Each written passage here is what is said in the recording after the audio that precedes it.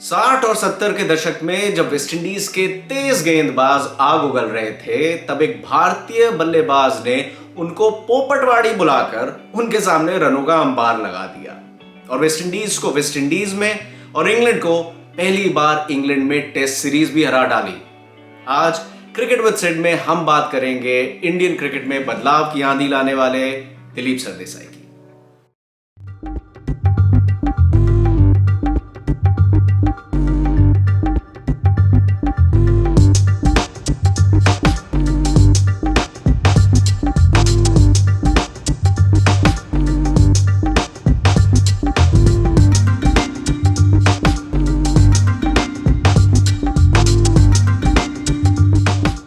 आज Indian cricket team भले ही चोटी की टीमों में शुमार है, लेकिन 1960 और 70 के दशक में विदेशी सरजमी पर जीत तो दूर, ड्रॉ भी एक अजूबे से कम नहीं था। विदेशी धरती पर यह ड्रॉ और लगातार हार का सिलसिला तोड़ा दिलीप सरदेसाई ने, जिन्हें क्रिकेट गलियारों में कई बार द रेनेसॉ मैन या फिर वो शख्स बुलाया जाता है जो कि इंडियन क्रिकेट में बदलाव लेके आया। 1961 में जब 21 साल के सरदेसाई ने इंग्लैंड के अगेंस्ट अपना टेस्ट डेब्यू किया, तब तक उन्होंने अपनी होम टीम बॉम्बे के लिए एक मैच भी नहीं खेला था।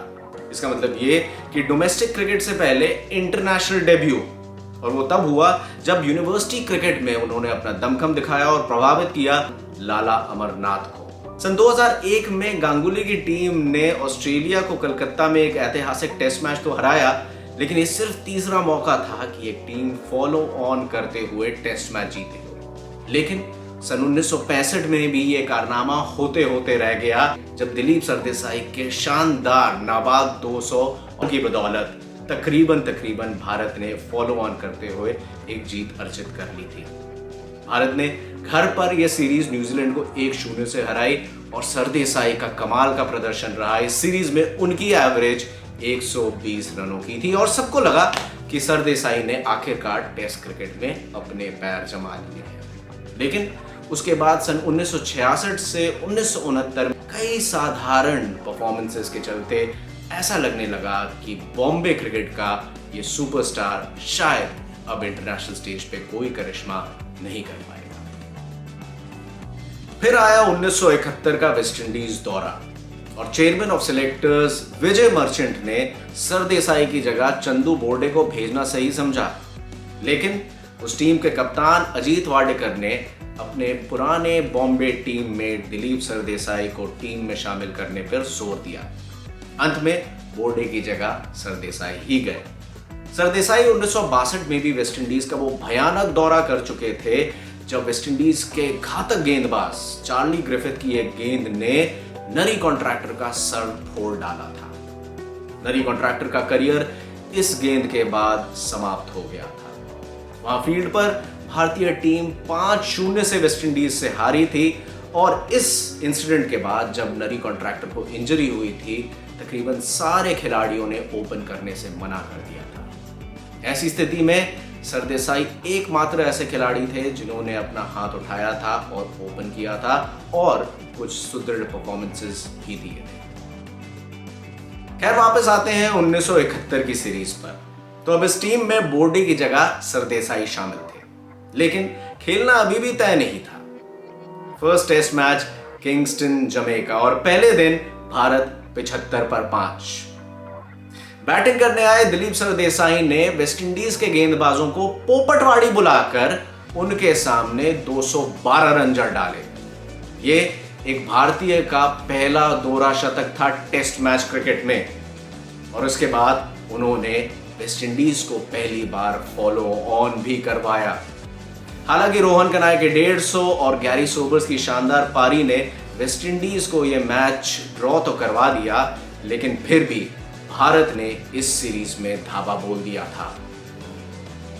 पहले टेस्ट मैच में डबल सेंचुरी लगाने के बाद दूसरे मैच में भी सरदेसाई ने वेस्टइंडीज के गेंदबाजों को छोड़ा नहीं और इस मैच में भी शतक लगा दिया। रही सही कसर पूरी की टेस्ट डेब्यूटांट सुनील गावस्कर ने, जिन्होंने 65 और नाबाद 67 रन बनाए और वेस्टइंडीज को पहली बार टेस्ट क्रिकेट में हरा दिया, वो भी उन्हीं के घर पर। मैच के बाद मजे लेते हुए सरदेसाई ने वेस्टइंडीज के गेंदबाजों को यह बोल डाला कि मैं क्या, ये लड़का भी आने वाले मैचेस में तुम्हारे अगेंस्ट डबल सेंचुरी लगाएगा। उनका इशारा था सुनील गावस्कर की तरफ और ये बात सच भी हुई। दूसरे टेस्ट मैच के बाद स्कोर लाइन थी India 1 the great West Indies 0।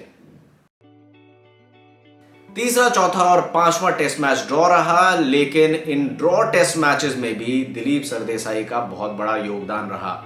कई बार उन्होंने एकनाथ सोलकर और पुछल्ले बल्लेबाजों के साथ मिलकर हारी हुई सिचुएशन से भारत को ड्रॉ तक का रास्ता दिखाया और अंत में इकलौती जीत जो ट्रिनिडाड में मिली थी उसकी बदौलत भारत ने पहली बार वेस्ट इंडीज को टेस्ट सीरीज हराई और वो भी उन्हीं की धरती पर।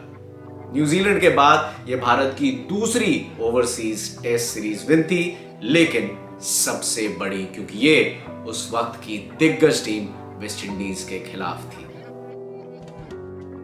सरदेसाई ने कुल मिला के इस सीरीज में 642 रन बनाए। एक टेस्ट सीरीज में 600 से ज्यादा रन बनाने वाले वो पहले भारतीय बने।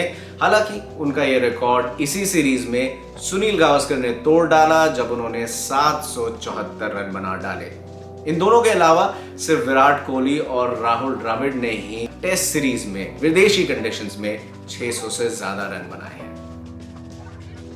गयाना एयरपोर्ट पे जब कस्टम्स ऑफिशियल्स ने सरदेसाई को रोका और पूछा कि क्या आपके पास कुछ कीमती है डिक्लेयर करने के लिए, तब सरदेसाई ने यह कहा कि हाँ, मेरे बैग में बहुत सारे रन हैं जो मैं यहां लेकर आया हूं और बहुत सारे रन जो मैं यहां से बटोर के जाऊंगा।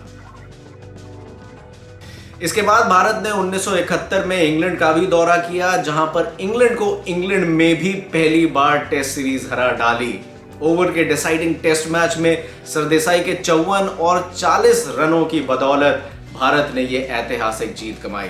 वापस आके यह आलम था कि सिनेमा हॉल के अंदर पिक्चर शुरू होने से पहले इंग्लैंड और वेस्ट इंडीज की सीरीज की हाइलाइट्स दिखाई जाती थी, यानी कि आनंद और बावर्ची के स्क्रीन प्ले से पहले गावस्कर और सरदेसाई का स्ट्रोक प्ले।